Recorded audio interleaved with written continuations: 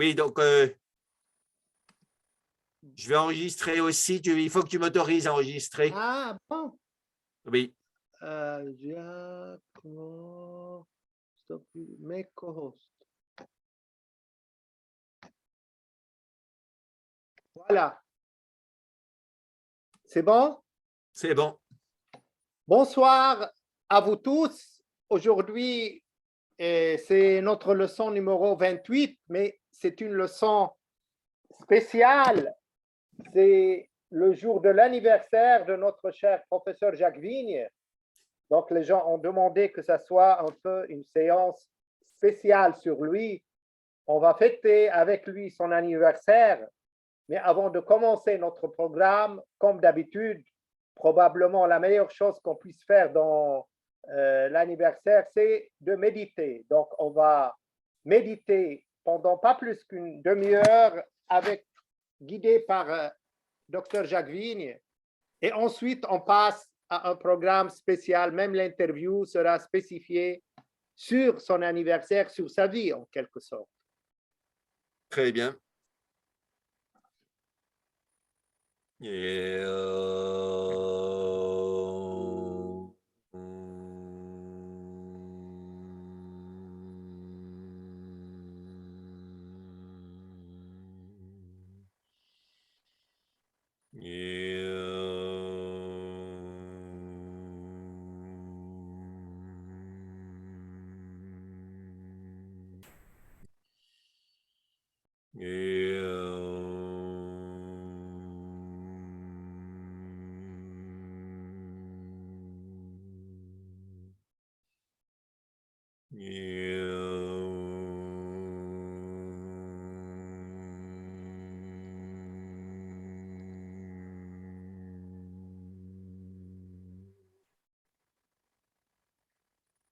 on continue avec le home subtil. Sentir l'unité de tout le corps grâce à la vibration subtile.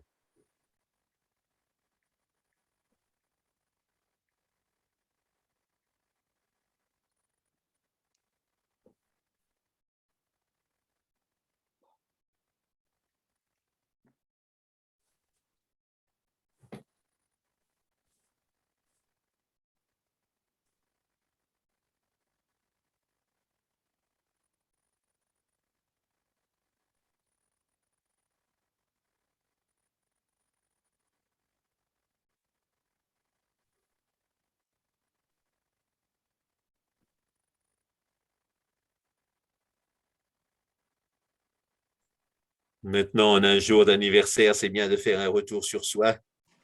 Et même si ce n'est pas son anniversaire pour la méditation, c'est toujours bien de faire un retour sur soi. Donc, on va commencer par là, en sentant la similarité entre le rabattage de la pointe du nez et la verticalisation de la langue, ou même le ketchari, où la pointe de la langue part vers l'arrière. Donc, on commence par la pointe du nez. Vous connaissez le système de base. On met la pointe du nez sous le travers du pouce sous la dent de foudre, c'est-à-dire le milieu de la base du septum nasal. Et avec l'index, on met l'index au milieu de l'arête du nez et puis on rabat. On refait ça plusieurs fois.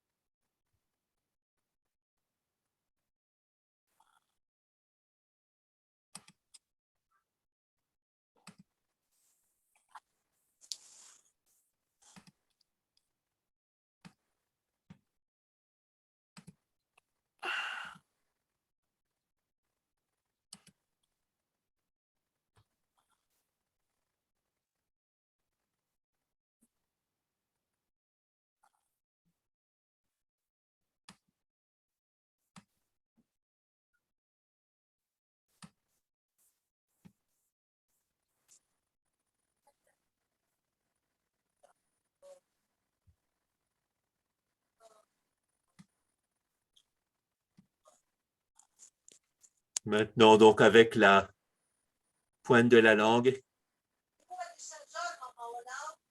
on va vers l'arrière et on sent une symétrie entre le rabattage de la pointe du nez, c'est une courbure, et la pointe de la langue qui va vers l'arrière, c'est aussi une courbure. Donc, il y a une sorte de symétrie, de miroir entre les deux courbures, et les deux gestes amènent directement à l'intériorisation. Sentir que les deux ont le même sens.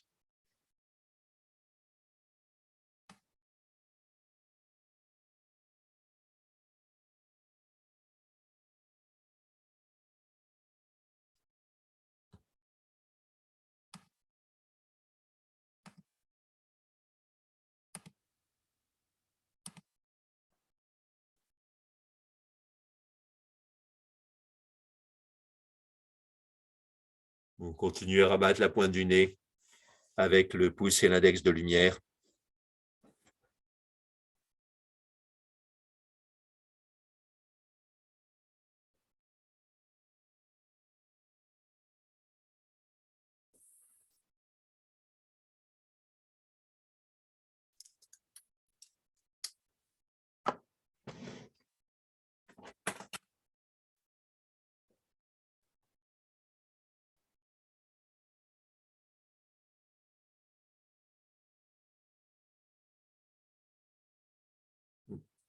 Maintenant, on va travailler sur une méditation dont je parle dans Pratique la méditation laïque, très intéressante, peu connue, c'est le lâcher de main. C'est une méditation qui vient du Nyingmapa. Et donc, ceux qui sont là, je pense que vous l'avez faite avec moi. Donc, on met les deux mains en face du visage, paume vers l'avant. Et puis, on sent tous nos soucis qui remontent dans les mains. On pourrait dire même tous les soucis, les nôtres personnels, ceux du monde, les soucis physiques, financiers, affectifs, psychologiques, spirituels, métaphysiques. Tout ça, ça remonte comme une sorte de bouillon à la surface, c'est-à-dire dans les mains.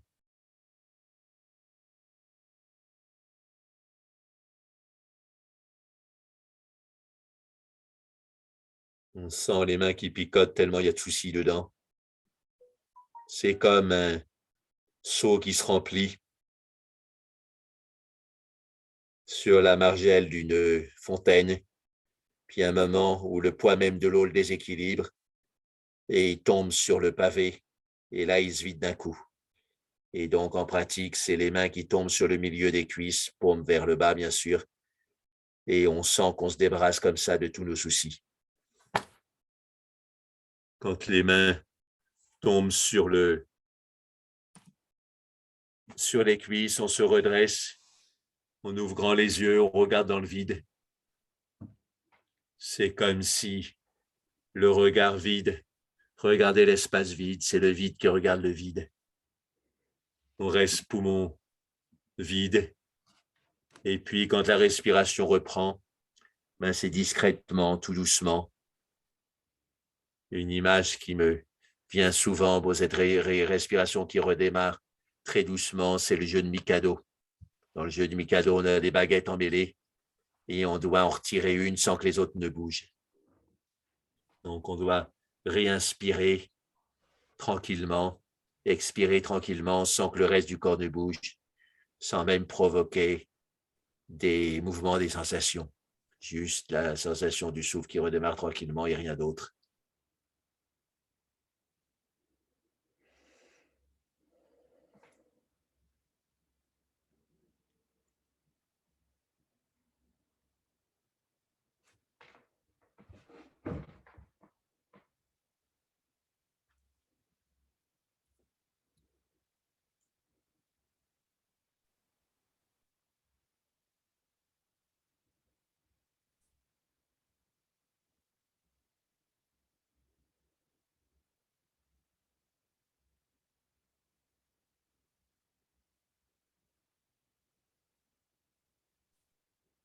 Maintenant, on reprend.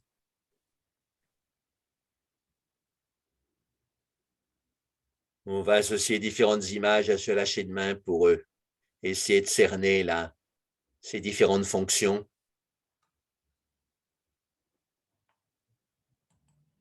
Donc, on sent que ces deux pierres qui prennent tous nos problèmes, c'est un peu comme des boucs émissaires. Et quand les mains tombent sur les cuisses et qu'on se redresse en ouvrant les yeux, c'est comme si le bouc émissaire était expédié dans le désert. C'est l'idée de mettre tous les péchés du pays sur le bouc émissaire, puis ensuite le chasser. Donc, c'est juste une analogie, mais bon, on peut chasser des choses de notre corps avec ce genre de symbole de notre corps et de notre esprit. Donc, on sent les soucis qui montent. C'est la manière dont on reflète les soucis du monde aussi, qui nous pénètrent d'une façon ou d'une autre.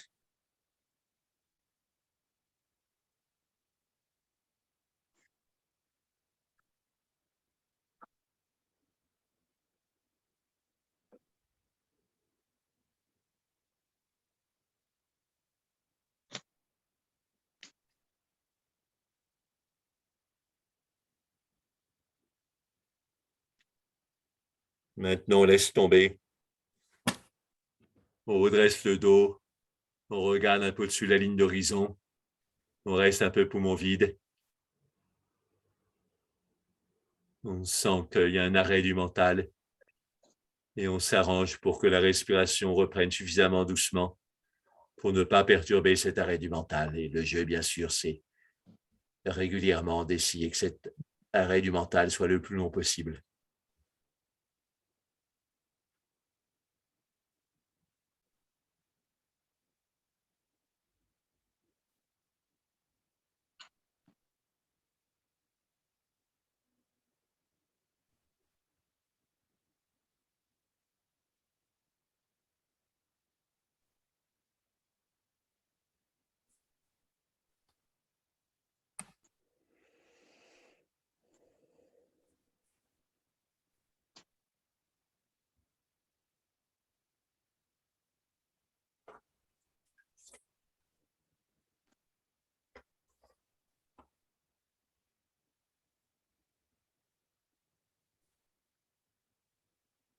Maintenant, on met les mains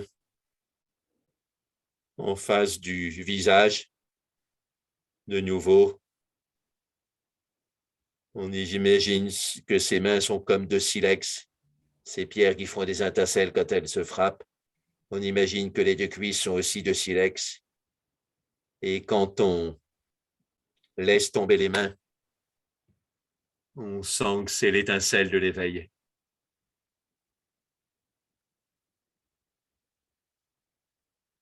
Toujours les yeux grands ouverts.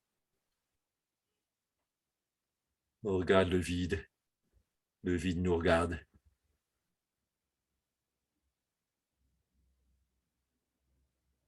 Quand la respiration reprend, c'est tout doucement.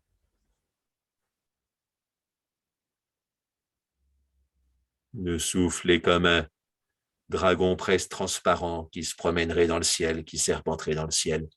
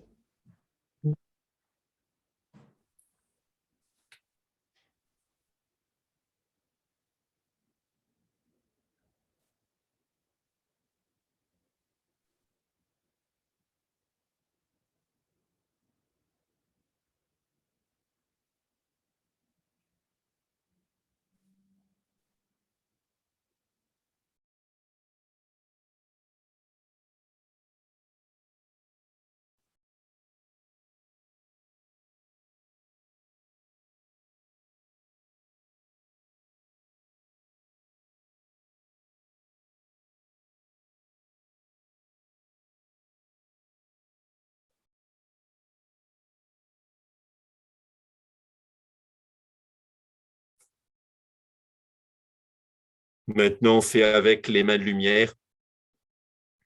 On met les mains de lumière devant le visage. On sent là où on en est avec les soucis qui remontent. Comme on est, tel qu'on est, on les accepte. Cette fois-ci, les mains physiques ne bougent pas. On sent que ça remonte comme une sorte de bouillon ou d'écume sur le bouillon au niveau des mains.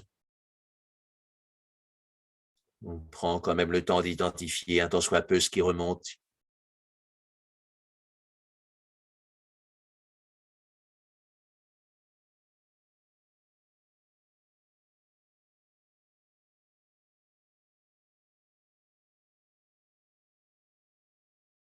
Et puis, quand on sent que c'est suffisamment remonté, on laisse tomber les mains de lumière sur les deux cuisses et tout le reste ensuite est comme avant.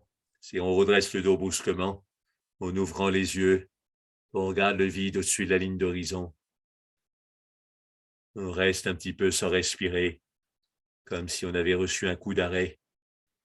Puis ensuite, même quand on réinspire, on s'arrange pour que le coup d'arrêt donné au mental continue.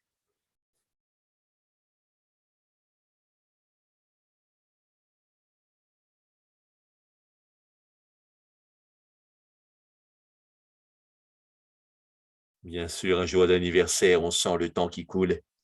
On ne peut pas lui donner de coup d'arrêt, mais par contre, on peut donner un coup d'arrêt au mental. Même mentalement, on peut laisser retomber les mains de lumière et redonner un coup d'arrêt si l'esprit a recommencé à gambader.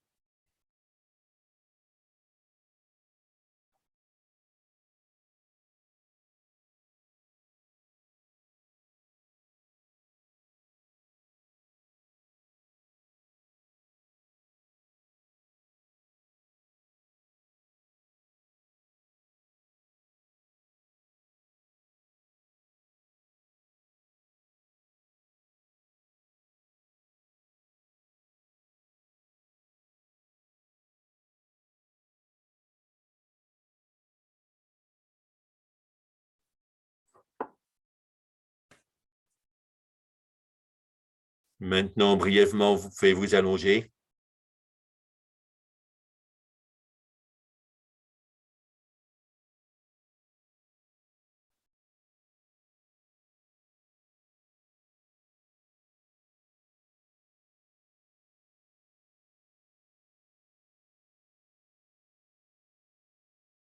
Et on travaille une respiration de calme. Ce sont des séries comme une balle de caoutchouc qui rebondit sur le sol. Nos cycles respiratoires sont de plus en plus petits, réduits. On arrive même à un moment où il y a une suspension du souffle. Puis ensuite, bien sûr, l'envie de réinspirer revient. Et donc, on reprend une, deux, trois grandes inspirations. Puis ensuite, on diminue de nouveau. Et comme ça, cycle après cycle, on apaise le corps et l'esprit.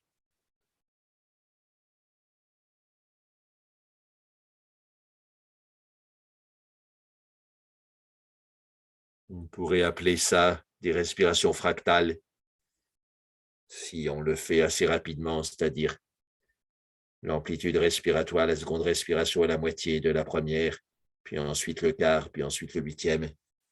Bon, ça, c'est qu'un schéma, mais ça peut être les deux tiers. Ça fait une décroissance régulière des respirations, décroissance au niveau amplitude.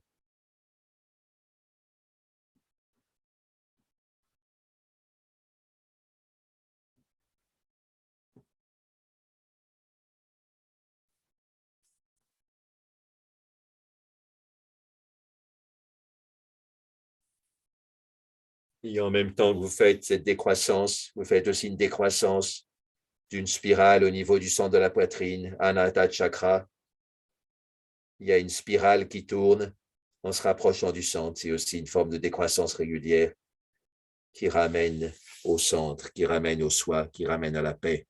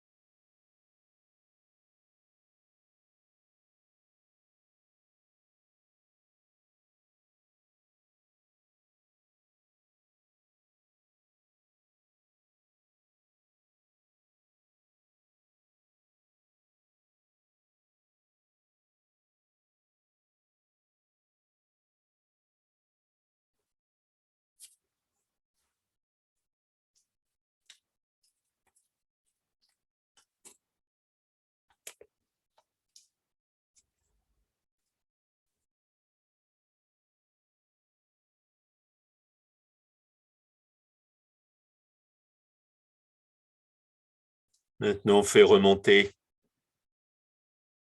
Pour asseoir, on va faire le home final.